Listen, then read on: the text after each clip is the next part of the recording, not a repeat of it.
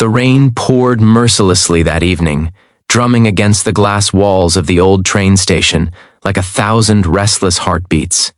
The benches were half empty, the flickering lights casting long, moody shadows over the worn floor. Among the few waiting passengers sat a man in his late 30s, his posture straight, his eyes distant, the kind of stillness that spoke of heavy thoughts.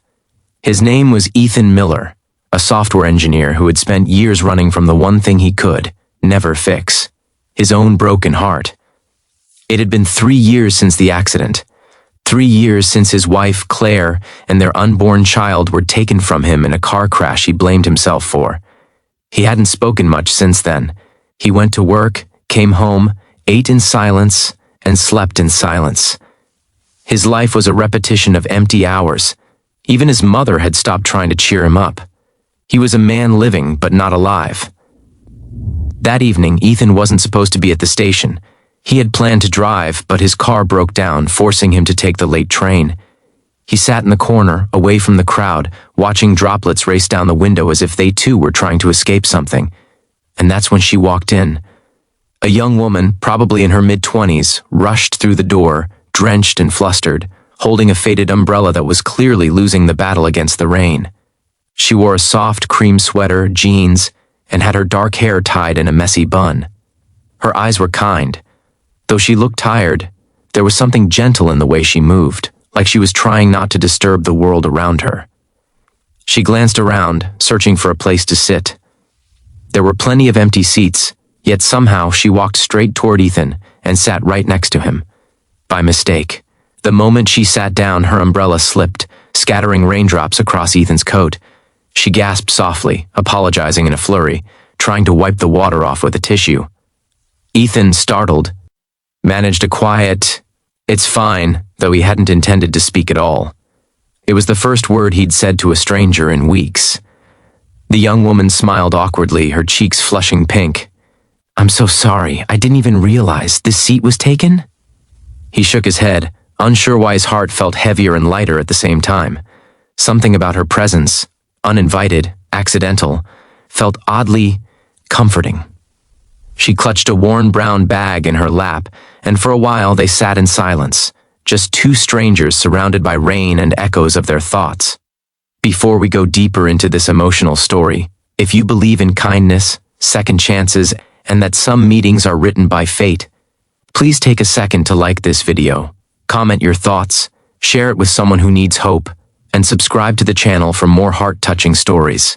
The train's arrival was delayed due to the storm. Minutes stretched into nearly an hour. Ethan didn't mind. He rarely cared about time anymore. But the young woman seemed restless. She kept checking her watch, biting her lip, and glancing toward the exit. At one point, Ethan noticed her quietly wiping her eyes. She was crying, but trying so hard not to let anyone see. Something stirred in him, maybe guilt, maybe empathy, and for reasons he couldn't explain, he asked softly, "Are you okay?" She hesitated, then nodded too quickly. "Yeah, I'm fine. Just a long day." Her voice trembled, betraying the truth. After a few moments, she sighed. "Actually, not really fine, but I'll be okay. I have to be." Ethan didn't press her, yet something inside him, a part that had been asleep for years, wanted to listen. She finally turned to him with a small, weary smile. "I just lost my job today. My rent's overdue and I don't know how to tell my mom. She's in the hospital and I've been pretending everything's okay so she won't worry." Her words hung in the air, simple but heavy. Ethan looked at her, really looked at her, and saw the quiet strength behind her fragile expression, the kind of courage born not from power, but from love. She let out a shaky laugh. "Sorry, you probably didn't need to hear all that. Sometimes it helps to tell a stranger. They don't judge." Ethan found himself saying, "I know what that feels like." For the next half hour they spoke, carefully, hesitantly, like two people afraid their words might break the silence they'd built around themselves. She told him her name was Lila. She worked at a small bookstore before it closed last week. She used to write short stories but had stopped after her father died 2 years ago. Life had been survival ever since. Ethan, in turn, told her, Not everything, but enough. That he used to be married, that she was gone, and that he hadn't really found a reason to smile since.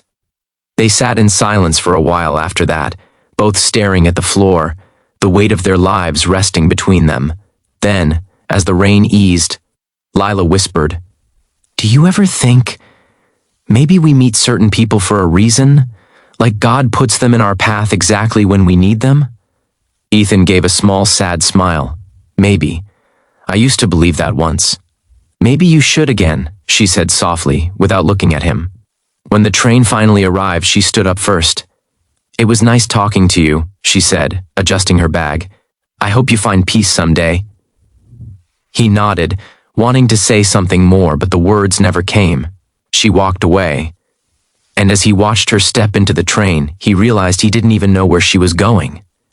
That night, Ethan couldn't sleep. Lila's words replayed in his mind like a quiet prayer. Maybe you should believe again. Over the next week, he found himself thinking about her, her trembling hands, her hopeful eyes, her quiet courage.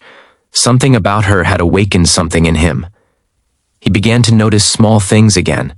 The warmth of sunlight on his hands, the laughter of kids outside, the smell of rain. It was as if the world had slowly started coming back to life. A few days later, while walking past a cafe near his office, he saw her again. Lila, sitting by the window, staring at a laptop surrounded by papers. She looked worried. Without thinking, Ethan went inside. When she looked up and saw him, her eyes widened. "Ethan, what are you doing here?" He smiled faintly. "Maybe it's not me. Maybe it's just God making sure you're okay." She laughed, but her eyes glistened. "I'm still trying," she admitted, "looking for another job." He hesitated, then said, "Actually, my company's hiring a content editor." "You said you used to write, right?" Her face lit up like the clouds had parted. "You're serious?" He nodded. That day changed everything. Ethan recommended her for the job. She got it. Slowly, their lives began to intertwine. Lunches, coffees, small conversations that grew deeper over time.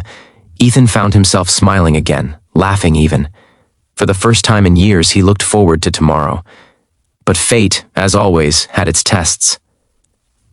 Months later, Lila's mother's condition worsened. Ethan went with her to the hospital.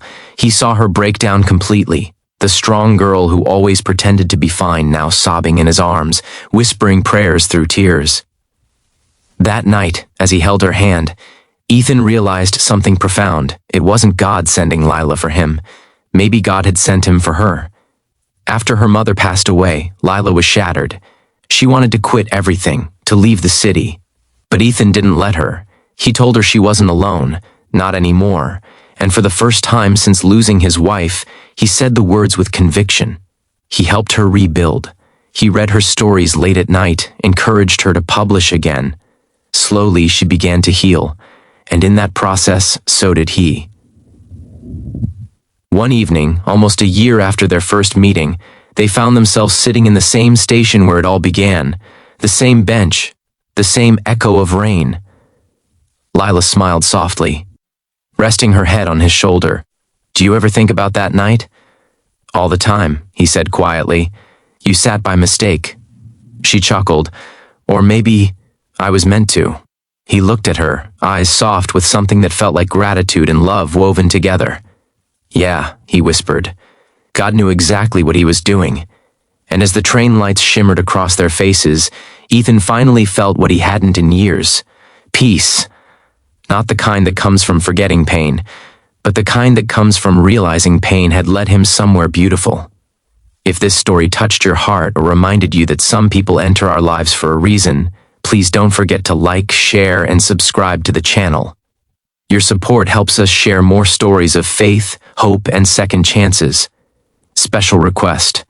Tell us in the comments, do you believe in fate or that some people are sent into our lives exactly when we need them most? As the final words fade and the screen turns to soft music, we see the last image of Ethan and Lila sitting on that same bench, not strangers anymore, but two souls who found each other in the quiet grace of divine timing. Because sometimes, the best things in life don't happen by choice. They happened by mistake, but for a reason.